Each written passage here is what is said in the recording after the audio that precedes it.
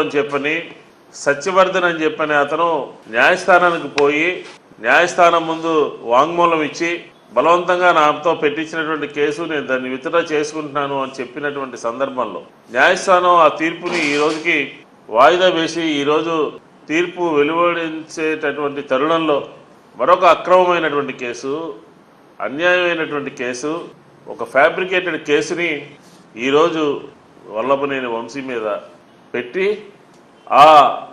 ఎవరైతే కంప్లైంట్ ఇప్పించారో దాదాపుగా 30 మంది పోలీసులు ఆ ఇంటికి వెళ్ళి బలవంతంగా భయపెట్టి అక్రమంగా వంశీ మీద కంప్లైంట్ ఇప్పించినటువంటి పరిస్థితి ఈరోజు విజయవాడలో నెలకొంది. నేనేమంటానంటే పోలీసు వ్యవస్థ నిన్న హైకోర్టు కానీ ముందు సుప్రీంకోర్టు కానీ చెప్పినటువంటి ఈ పోలీసుల తీరు పట్ల మాట్లాడినటువంటి మాటలు ఒకసారి మనం గుర్తు తెచ్చుకోవాలి.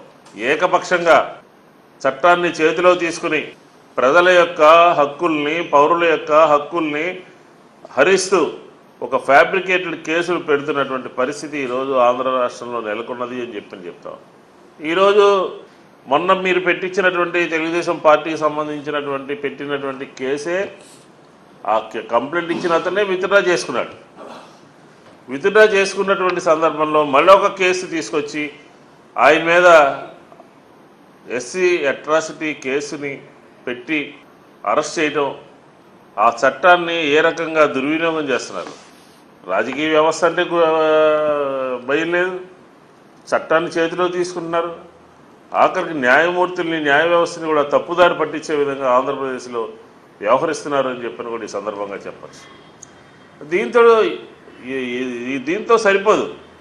ఏ రోజైనా సరే అక్రమంగా, అన్యాయంగా, ఏకపక్షంగా తప్పుడు కేసులు నమోదు చేస్తే భవిష్యత్తులో మీరు కూడా ఏ రకంగా ఇబ్బంది పడతారో అని చెప్పని ఒక మాట గుర్తుపెట్టుకోవాలని చెప్పని కూడా వైఎస్ఆర్ కాంగ్రెస్ పార్టీ చెప్తా ఉంది. భవిష్యత్తులో అధికారం ఎప్పుడు కూడా శాశ్వతం కాదు, అధికారం ఎప్పుడు కూడా ఒక్కరి దగ్గర ఉండదు. అధికారం ఉన్నది కదా అని ఏకపక్షంగా ఈ అరెస్టు ఆంధ్రప్రదేశ్ పోలీసులు కుట్ర చేసి, ఉన్నత స్థాయి వర్గాలు కుట్ర చేసి ఈరోజు ఆయన మీద కేసు పెట్టినటువంటి పరిస్థితి చూసాం. ఇప్పటికైనా సరే భవిష్యత్తును దృష్టిలో పెట్టుకుని ఇలాంటి తప్పుడు కేసులు వైఎస్ఆర్ కాంగ్రెస్ పార్టీ శ్రేణుల మీద ఎక్కడ ఎవరు నమోదు చేసినప్పటికీ కూడా రాబోయే రోజుల్లో మీకు ప్రజలు తగిన విధంగా బుద్ధి చెప్తారు అని చెప్పిన విషయాన్ని కూడా గుర్తుపెట్టుకుని మలుసుకోవాలి, వ్యవహరించాలి అని చెప్పాను. ఎన్నికల్లో మీరు ఇచ్చినటువంటి హామీలన్నీ మర్చిపోయారు. ఎన్నికల్లో అది రావడం కోసం ఎన్ని రకాల అబద్ధాలు ఆడారో అన్ని రకాల అబద్ధాలు ఆడారు. ఈరోజు కక్ష సాధింపు, ఈరోజు రెడ్ బుక్ రాజ్యాంగం, చట్టం లేదు, న్యాయం లేదు, ధర్మం లేదు, రాజకీయ పార్టీలు లేవు. కాబట్టి ఈరోజు వల్లభనేని వంశీ మీద పెట్టినటువంటి తప్పుడు కేసుని విత్డ్రా చేసుకోవాలని, లేకపోతే సంబంధిత అధికారులు మూల్యం చెల్లించుకోక తప్పదు అని చెప్పని కూడా ఈ సందర్భంగా హెచ్చరిస్తూ మాజీ మంత్రి పేర్ని నాని గారిని కూడా ఇంటి దగ్గర హౌస్ అరెస్ట్ చేశారు. హౌస్ అరెస్ట్ను కూడా వైఎస్ఆర్ కాంగ్రెస్ పార్టీ తీవ్రంగా ఖండిస్తాం. ఇప్పుడు చూసాం కదా మనం, నిన్న డీజీపీ గారిని కూడా అవసరమైతే కోర్టుకు పిలుస్తాము అని చెప్పింది. అంటే న్యాయస్థానాల యొక్క తీర్పులు కానీ, న్యాయస్థానాల యొక్క డైరెక్షన్ కానీ వీళ్ళకేం పట్టట్లేదు.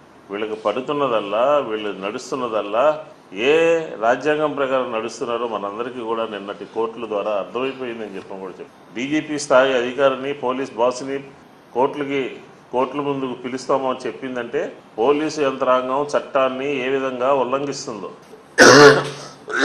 పోలీసు యంత్రాంగం చట్టాన్ని ఏ విధంగా చేతిలోకి తీసుకుంటుందో, ఏ రకంగా సోషల్ మీడియా మీద తప్పుడు కేసులు పెడుతుందో, ఏ రకంగా తను అనుకున్నటువంటి రాజకీయ ప్రత్యర్థుల మీద ఏ రకంగా తప్పుడు కేసులు నమోదు చేస్తుందో స్పష్టంగా మనకు అర్థమైంది. దీంతోపాటు సుప్రీంకోర్టు కూడా ప్రజల యొక్క హక్కులు హరిస్తున్నాయి అని కూడా చెప్పడం జరిగింది. తప్పుడు కేసులు పెట్టద్దని కూడా చెప్పడం జరిగింది. అయినప్పటికీ కూడా ఆంధ్రప్రదేశ్ పోలీసుల తీరు చాలా బాధాకరంగా ఉంది. ఖచ్చితంగా మారకపోతే భవిష్యత్తులో ప్రజల యొక్క ఆగ్రహానికి గురి కావాల్సినటువంటి పరిస్థితి ఉంటుంది అని కూడా ఈ సందర్భంగా చెప్తా ఉన్నాను.